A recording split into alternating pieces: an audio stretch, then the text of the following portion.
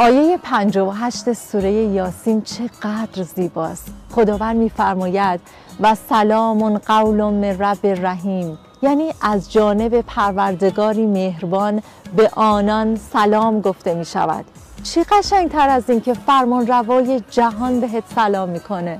میدونم که مشکلات و گرفتاری‌های زیادی توی زندگیت داری، غم داری، قصه داری، اما همین الان بهش بگو سلام خدای مهربونم، امروزمو به امید تو شروع میکنم، همه مشکلاتمو میسپارم به خودت و میدونم و ایمان دارم که حل میشه.